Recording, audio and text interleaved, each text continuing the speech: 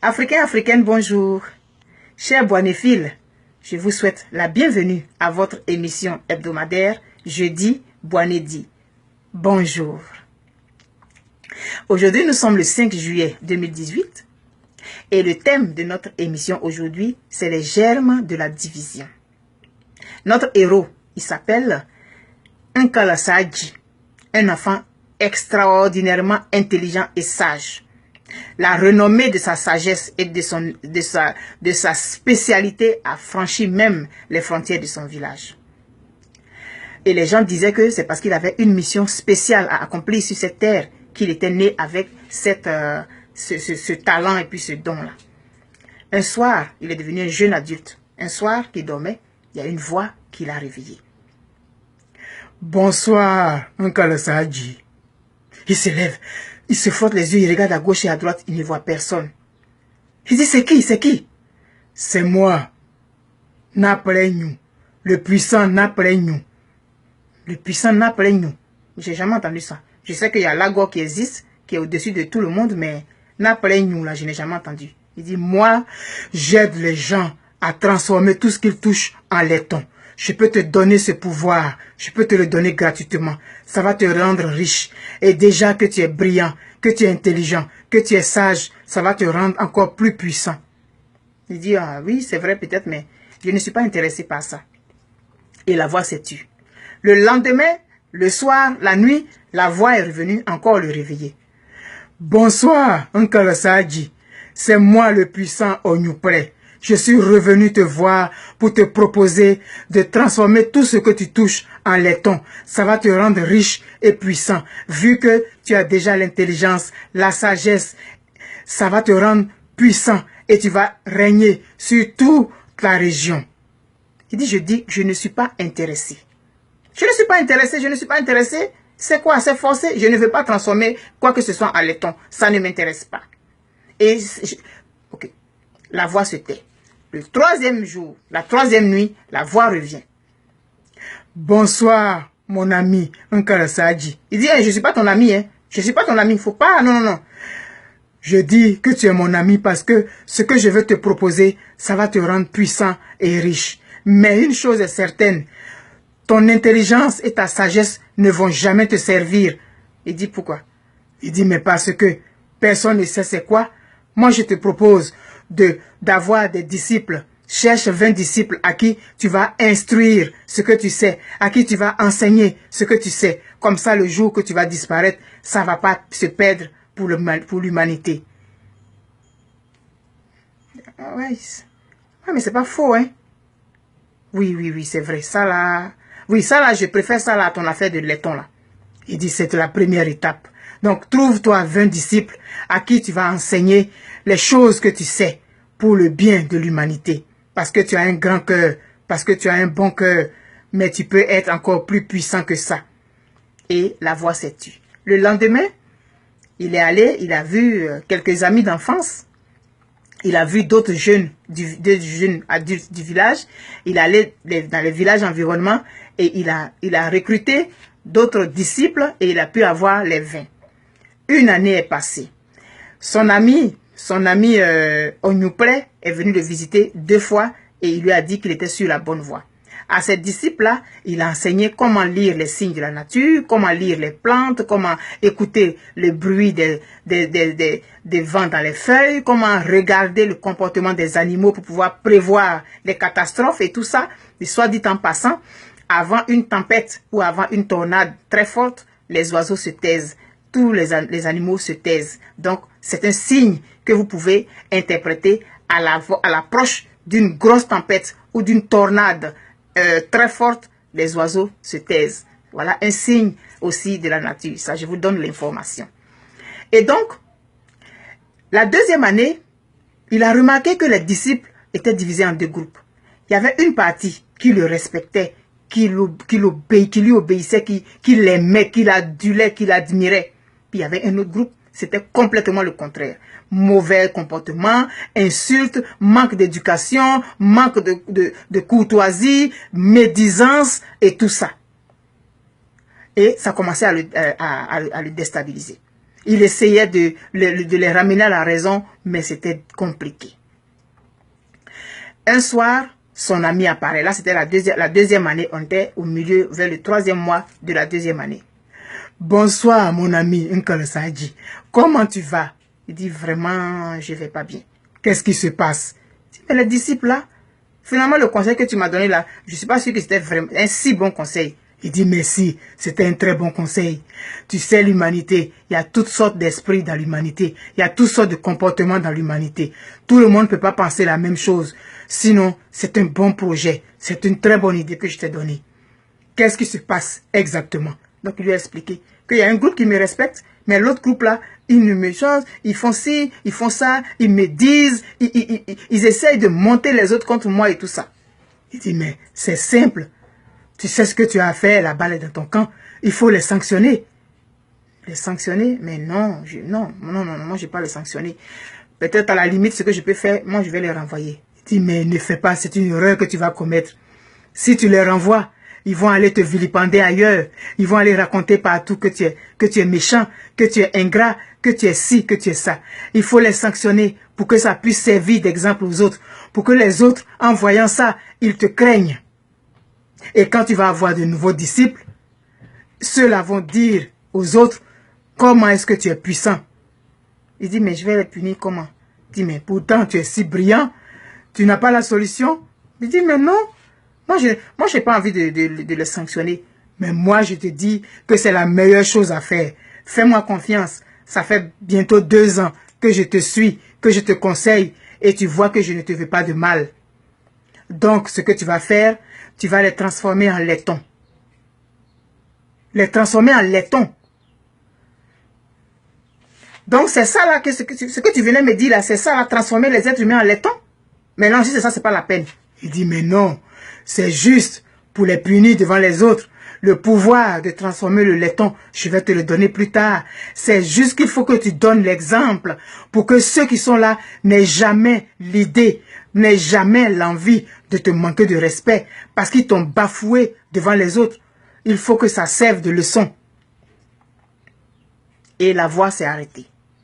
La semaine qui a suivi, là c'était pire. C'était les disputes maintenant avec les autres disciples. Ils ne venaient plus à l'heure, ils partaient avant l'heure, ils faisaient n'importe quoi. Ils ne suivaient plus tout ce qu'il leur donnait comme directive. Le 6e jour, il est revenu.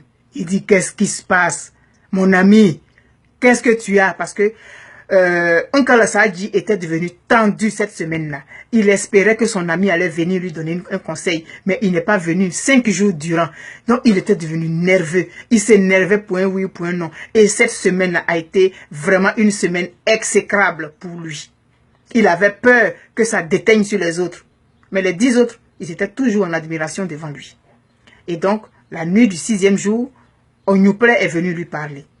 Il a dit, moi je te conseille de faire ça. Tu ne vas pas regretter, tu vas voir. Ça va remettre tout en règle. Et non seulement ça, tu vas être craint par les autres qui vont aller raconter partout que tu as des pouvoirs. Donc, imagine ton intelligence, ta sagesse, ton esprit brillant et ouvert, en plus de ce pouvoir que tu as. Tu vas devenir un homme très puissant. Il dit, d'accord. Alors donc, quand ils vont poser l'acte qui va t'énerver, tu vas dire, Ougba. Dès que tu dis ça, ils vont être transformés en laiton. Seulement eux. Mais là, il ne faut pas oublier que tu ne dois pas prononcer ce mot-là, cette formule magique 2 fois. La seule fois, ça suffira. Et après, je vais te donner maintenant le pouvoir de pouvoir transformer tout ce que tu touches en laiton. Or, tu sais que le laiton, actuellement, c'est recherché. C'est recherché avant l'or, c'est recherché avant le fer. Donc, tu vas être très puissant. D'accord. Et le lendemain, ils arrivent, ils sont excités. Excités. Ils ne veulent même pas s'asseoir. Ils disent, bon, asseyez-vous, on va faire une réunion. Et donc, ils parlent que vraiment, ça fait 2 ans, pratiquement 2 ans qu'on est ensemble. Mais je ne vous comprends pas. Voilà ce que vous faites, voilà ce que vous faites, voilà ce que vous faites, voilà ce que vous faites. Et comme je suis votre maître, comme je suis votre instructeur, moi j'ai décidé de vous sanctionner. J'ai le droit de vous sanctionner et c'est mon devoir de vous sanctionner. Ils ont commencé à ricaner. toi. Donc, toi, tu crois que quoi même? C'est toi seul qui est intelligent dans ce village. C'est toi seul qui est intelligent. C'est à toi seul que Lagor a donné la sagesse. Nous aussi, on peut avoir des disciples. On peut avoir des disciples. Et d'ailleurs, on s'en va. On va avoir aussi nos écoles. On va avoir, nous aussi, nos disciples. N'importe quoi. Et ils se sont levés. Là, c'était l'insulte suprême devant tous les autres. Là, sa dignité, son autorité venait d'être bafouée, foulée aux pieds. Il fallait qu'il réagisse. Alors, il a prononcé la formule magique. Ougba, paf, ils sont transformés en laitons. Les 10. Les autres, les 10 autres, ont été saisis de frayeur.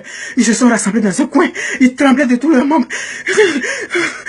Ils avaient peur. Il dit non, calmez-vous. C'est seulement ceux-là qui méritait d'être sanctionné. Mais lui-même, au fond de lui, il a été surpris aussi de voir ce pouvoir. Et il y a une pensée qu'il a traversée. Il dit, mais, donc c'est vrai. Donc tout ce, je peux sortir, ah non, il m'a dit, non, mais ça là, si je... Et il était content, il a commencé à sauter. Ouh, il a commencé à chanter, à danser devant les autres. Et les autres aussi, bon, ils avaient peur, mais en même temps, ils disent, ah, faut pas nous transformer en laiton. Ils ont commencé à applaudir, et puis, bravo, bravo. Et ils tournaient autour de lui. Ah, ils avaient peur, mais bravo, bravo, bravo, bravo. Et lui, il a été tellement emporté qu'il a prononcé Ougba. Il a été transformé en laiton. Onyouple lui avait dit de ne pas prononcer ça une deuxième fois. Et il venait de le faire. Il a été transformé en laiton. Le pouvoir que l'autre lui avait proposé s'est retourné contre lui-même. Il a mal utilisé.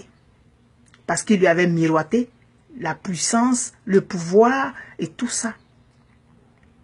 Mais ce que faut que vous sachiez aussi, c'est que pendant que Onyouple calmait Nkalasadji, il passait en arrière pour aller gonfler les 10 disciples à bloc.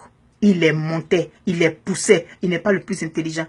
Il faisait ça la nuit, là, il allait chez chacun. Il n'est pas le plus intelligent. Vous aussi, vous êtes capable d'avoir des disciples, et patati, et patata. Donc, au fur et à mesure, eux, ça les gonflait. Ils étaient en confiance. Il leur a dit, si vous voulez avoir des disciples aussi, moi, je suis capable de vous donner le savoir. Parce que lui, c'est vrai, il est né comme ça, mais moi, on nous plaît, je suis capable de vous donner aussi la possibilité d'être brillant, d'être intelligent comme lui. Et vous pourrez avoir vos disciples. Voilà pourquoi les enfants, les jeunes gens, au fur et à mesure que les jours passaient, ils étaient de plus en plus excités. Mais Nkalasadji ne savait pas ça. Il a cédé à la division. Il a cédé au conseil de quelqu'un qui lui donnait la mauvaise solution. Parce que demander à un être humain de transformer d'autres êtres humains en laitons, il faut avoir vraiment un esprit méchant pour pouvoir le faire. La preuve, son nom, Onyouple, c'est celui qui est méchant. Et Nkalasadji, son nom, c'est si je savais. Ougba, qu'il a prononcé, c'est que ce soit, que ça fasse. C'est ça. Frères et sœurs ivoiriens, frères et sœurs africains, des pays où il y a des difficultés actuellement. Togo, Cameroun, Mali, Côte d'Ivoire même, Centrafrique, c'est ce qui me vient en tête. Ne laissons pas le germe de la division s'installer chez nous. Celui qui décide de diviser, il utilise la religion, il utilise la politique, il utilise l'origine, il utilise le tribalisme pour diviser. Et quand on accepte cette graine-là dans notre cœur, ça germe. Et quand ça germe, ça produit des fruits. Les fruits, c'est la mort, c'est la désolation, c'est la guerre. Quand la mort entre dans quelque chose, on ne peut plus réparer. Donc je nous exhorte à ne pas nous laisser entraîner dans des guerres fratricides. Celui qui t'aime, qui dit qu'il est ton ami, il ne peut pas t'encourager à aller te battre avec ton frère. Il va plutôt essayer de te calmer. Il va plutôt trouver des raisons, des arguments pour justifier ton frère qui t'a fait mal. Détournons-nous des gens qui nous divisent. Côte d'Ivoire, Mali, Togo, Centrafrique, Cameroun. En Centrafrique, on utilise la religion, musulmans chrétiens. Au Cameroun, c'est anglophone, francophone. Au Mali, on est en train de tuer les Peuls. En Côte d'Ivoire, c'est ci, c'est ça. Nous sommes les premiers perdants. Éloignons-nous du germe de la division. Voilà aujourd'hui la fin de notre émission. Chers bonéphiles, je vous donne un rendez-vous le jeudi prochain pour un direct. Je vais faire un compte en direct. Vous allez me poser les questions et on va échanger. Tout ça va se faire sur ma chaîne YouTube Boané Diaka, à laquelle je vous invite à aller vous abonner. Boané Diaka sur YouTube. On se dit à jeudi prochain. Je vous aime et puis j'ai hâte d'être avec vous pour que nous puissions échanger en direct. Bye bye.